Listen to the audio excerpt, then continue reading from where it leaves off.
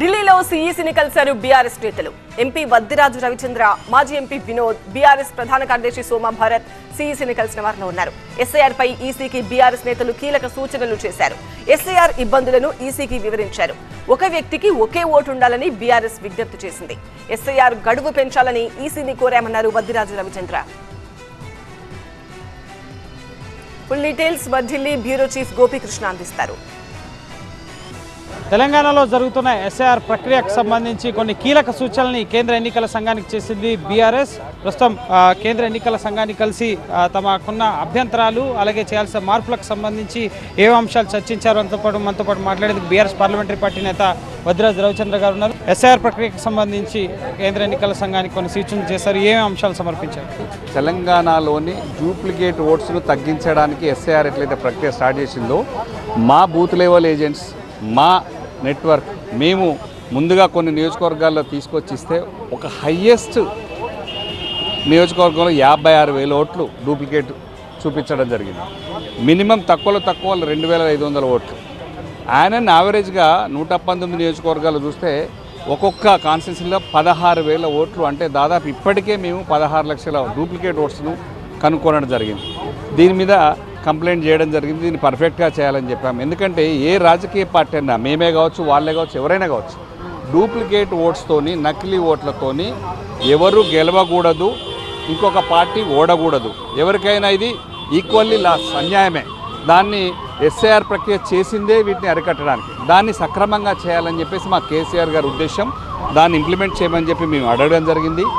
ముఖ్యంగా తెలంగాణ రాష్ట్రంలో ఎగ్జాంపుల్ మా ఇనుగుర్తి గ్రామం, నాకు గ్రామంలో కూడా ఓటు పెట్టుకుంటే ఉండొచ్చు. నేను ఖమ్మంలో సెటిల్ అయినా, నాకు ఖమ్మంలో కూడా ఉండొచ్చు.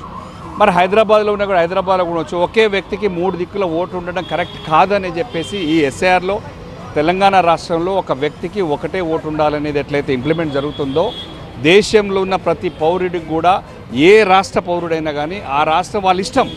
నువ్వు ఎక్కడ సెటిల్ అవ్వాలనుకుంటున్నావు, ఎక్కడ ఉండాలనుకుంటున్నావు, నీ ఓటు ఎక్కడ ఉండాలో నువ్వు డిసైడ్ చేసుకుని అక్కడ మాత్రమే ఉంటే బాగుంటుందని చెప్పేసి అనుకున్నాం. కాబట్టి ఆ ఒక ఓటు, ఒక మనిషికి ఒకే ఓటు ఒక్కడ ఉండాలి, దాని మీదనే చేయాలనే దాని మీద మేము హైదరాబాద్లో ఉన్నటువంటి ఎలక్షన్ కమిషన్ దగ్గరికి వెళ్ళి అడిగితే ఈ రాష్ట్రంలో ఉన్నటువంటి తెలంగాణ రాష్ట్రంలో ఉన్న ఓట్లను మండలం కానీ, జిల్లా కానీ, గ్రామంలో ఉన్న సరిహద్దులో ఓటును చేర్చడానికి మాత్రం మా దగ్గర ఫార్మేట్ ఉంది. పక్క రాష్ట్రాలలో ఎక్కడైనా మహారాష్ట్రలో కానీ, బీహార్లో కానీ, రాజస్థాన్లో కానీ ఎక్కడైనా ఓటర్లు ఇక్కడ సెటిల్ అయిపోయి వాళ్ళకు ఓటు ఉంటే దాన్ని చేంజ్ చేయడానికి, మార్చడానికి మా దగ్గర ఫార్మేట్ లేదు. అది మీరు ఢిల్లీలో చెప్పండి అంటే మేము ఢిల్లీకి వచ్చి కంప్లైంట్ చేయడం జరిగింది. దాని మీద ఎలక్షన్ కమిషన్ స్పందించి కరెక్ట్, అది మేము దాని మీదనే ఉన్నాం, అది వర్క్ చేస్తున్నాం. ఖచ్చితంగా అది ఒక ఓటే ఇస్తాం. 15 రోజులు అయిపోయింది, 16 రోజులకు వచ్చింది.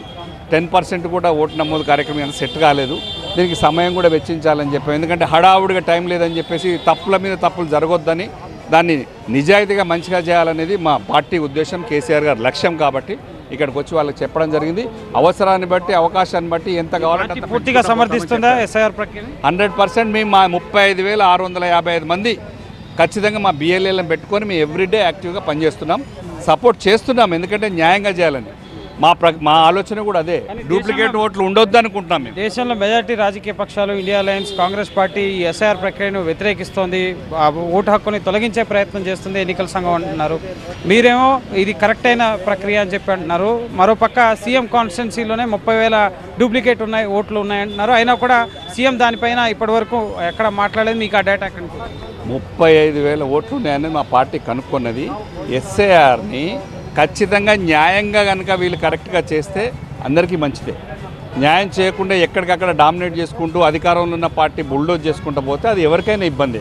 దాని మీద తర్వాత మళ్ళీ మాట్లాడతారు. మంచి చేసే ప్రయత్నం మీరు చేస్తారు కాబట్టి మేము సపోర్ట్ చేస్తాం. మీరు మంచి చేసే ప్రయత్నంలో మీరు ఫెయిల్యూర్ అయితే మేము అపోజ్ చేస్తాం. మేము పాజిటివ్గా ఆలోచిస్తున్నాం, పాజిటివ్గా సపోర్ట్ చేయడానికి మా కేసీఆర్ గారు సంసిద్ధంగా ఉన్నారు. దానికి మేము ఎప్పుడు ముందుంటాం పాజిటివ్గా. మీరు నెగిటివ్ దాంట్లో ఉన్నటువంటి సిస్టమ్ అంతా వాడుకొని మిగతా మా పార్టీ కార్యకర్తల్ని, మా ఓటర్లను తీసేసి డూప్లికేట్ ఓట్స్ పెట్టుకొని గెలవాలని చూస్తే మాత్రం అది సహించాం. బీఆర్ఎస్ నేతలు చెప్తున్నారు. సో చూడాలి మరి బీఆర్ఎస్ అభ్యర్థనలకు సంబంధించి వారు చేసిన సూచనలకు సంబంధించి కేంద్ర ఎన్నికల సంఘం ఎటువంటి నిర్ణయాలు తీసుకోబోతుందని. కల్పన రమేష్, గోపీకృష్ణ, TV9 న్యూఢిల్లీ.